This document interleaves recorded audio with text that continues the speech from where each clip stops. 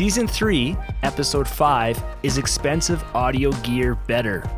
This is something that I tell you guys all the time, that the audio industry is full of marketing at all angles. It makes people feel as if you need to purchase the best audio equipment. And in this episode, I'm going to talk a little bit about a story that recently happened to me. Before we get into this, check out the free 3 exclusive videos I have for you. You can go to itsgratuitous.com/FL Studio.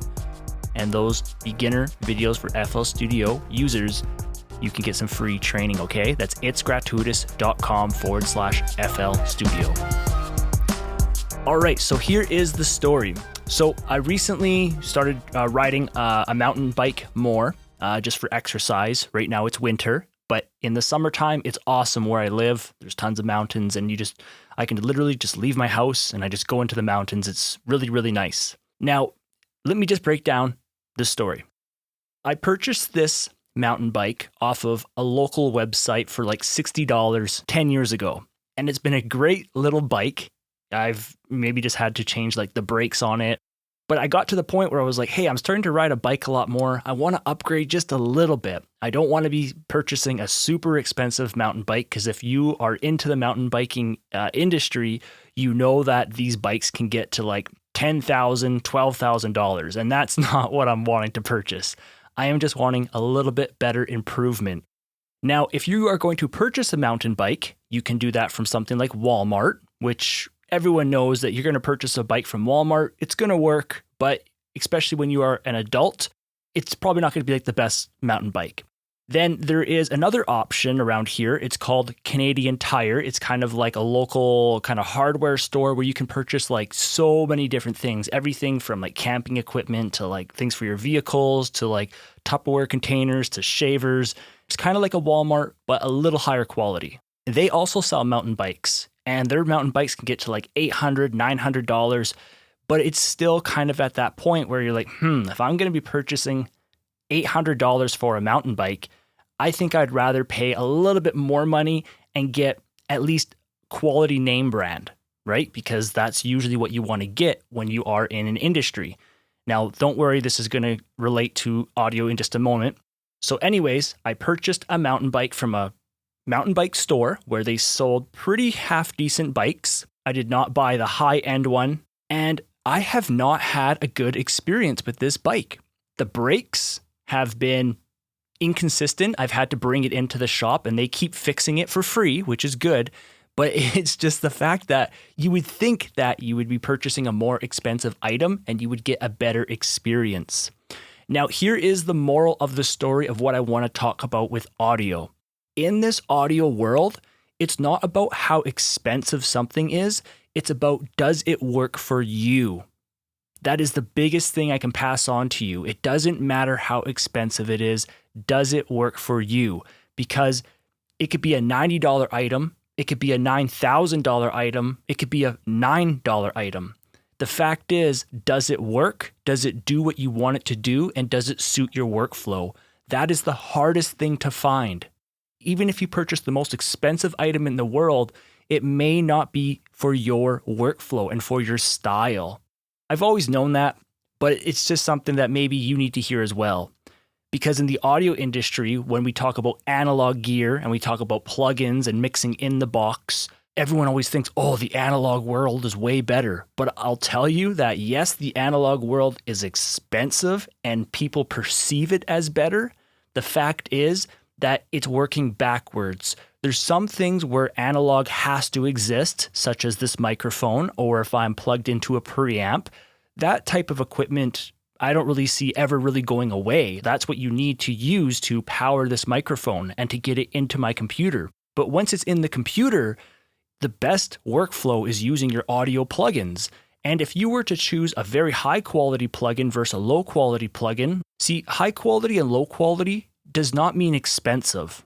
The fact is, you are getting the awesome workflow of what we call recallability. In other words, you can reopen the project and it loads your settings. You cannot really get that in the analog world. Yes, in recent years, they started to come out with these new tools where you can use the analog equipment and it recalls it in a digital way. but you are still reliant on that piece of analog equipment if it ever fails, if they ever stop creating that unit. So all I'm trying to say is understand that a tool works best for your workflow. A tool that works good for me may not work good for you. For example, at the moment, I'm using the Mackie Big Knob Studio, which allows me to switch between 2 sets of monitors. And it's also an audio interface built in. It's pretty compact. No, it is not the best audio interface out there. And I was playing with the ASIO driver the other day because newer audio interfaces have something called loopback.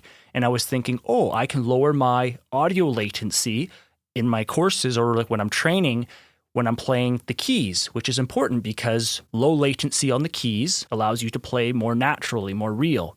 And so I was playing with the Mackie's ASIO driver compared to the FL Studio ASIO driver. And while the Mackie Big Knob Studio audio interface itself is very good, I really like the workflow, but the ASIO driver, from my experience, is not very good. I was not able to get as low latency compared to the FL Studio ASIO driver.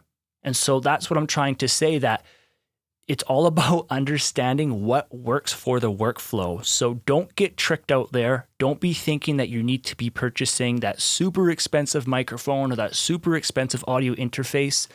Understand that it's all about what works for you.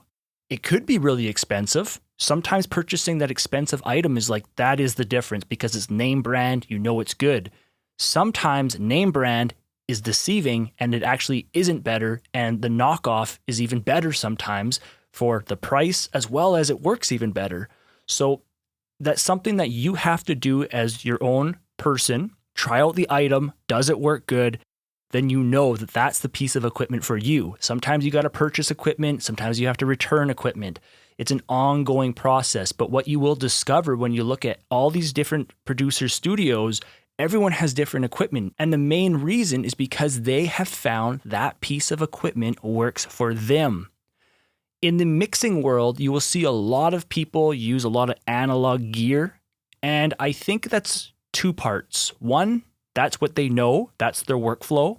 2, it also gets people feeling as if like, oh, they're in the big studio. They have the nice equipment. But I'll tell you, FabFilter plugins for the workflow and being able to reopen projects, that supersedes, in other words, that beats analog gear any day by being able to quickly reopen a project and you're good to go. All right, so I hope you enjoyed this episode where I was just talking about that expensive equipment doesn't always mean better. Sometimes it does, but what's more important is understanding your workflow, and that is very hard to do. It's going to take years. It's going to take purchasing items, returning items, and I use the mountain bike analogy to give you guys a perspective that I actually tried to purchase a higher quality bike, and I actually have not gotten a better experience. I actually had a better experience on that cheap $60 to $80 bike that I purchased from a local website, and brand new, that bike's maybe like $300-400. Like, it's not a very expensive bike, but it's super comfy, the brakes work good, and it's like never broken down. I purchased this new bike, which is significantly more money. The brakes don't work good, the seat wasn't as comfy. Even just sitting in the bike, it honestly isn't even as comfy as the other bike I had. So in a situation like that, it's not something like an audio interface that you can purchase, try, and kind of return. When you buy a bike, it's kind of like you're stuck with it, and it's kind of the way it is. So there you guys go. I hope you guys liked the episode. If you guys want to learn FL Studio, visit me over at itsgratuitous.com. All right, there's tons of courses, books, sounds, tons of different free resources to get you guys up and running, okay? I'll talk to you in the next episode.